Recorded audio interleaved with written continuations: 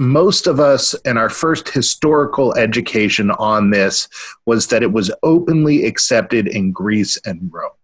But how openly accepted?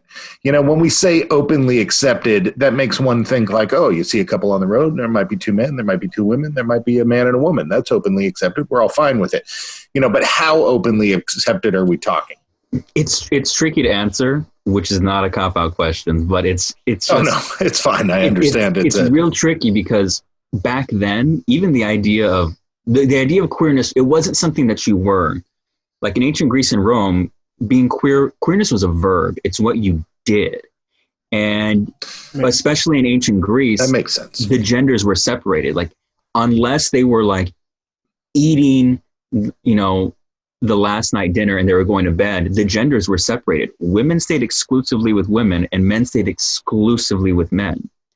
And so when that happens, other things start happening. Right. And so relationships start feeling, if your entire life is surrounded by men and that's all you know growing up and you only see, you know, a woman when you go home and go to sleep and you might even be sleeping with them. It's more seen. It's more accepted as okay. And you start having it. What was not okay is that because this is a verb in those times is that, and this thing still lingers on to today and in cultures all over the world, but if you are the top, that is okay. If you are, you know, the penetrator, if you are the person who is the active partner, the person, that's okay because you are dominant. You're the person perceived as being in power, you know? Yeah. Cause it goes back to a lot of misogyny because if you are the receiving partner, you are a woman, and being a woman, that is what's bad.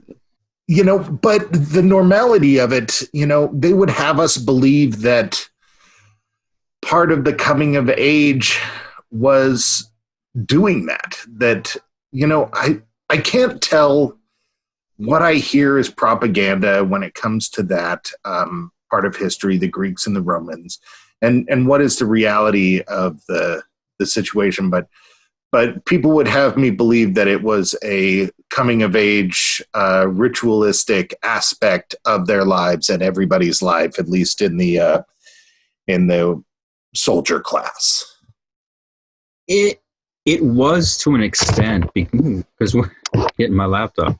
I was to an extent because when when you really look into it, they had these relationships, which would not be okay today, but it was seen as mentorship, where an older man would kind of be the mentor, the teacher, the tutor to a younger person to make them, you know, instruct them in the arts of war, and instruct them in how to be an adult citizen in Greece.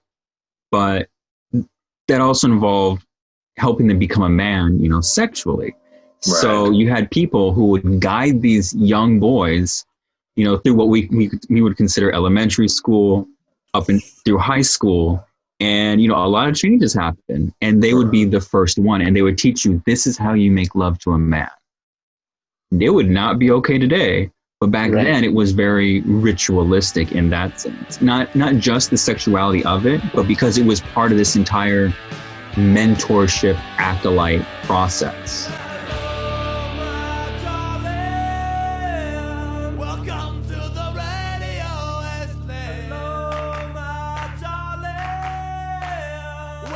to the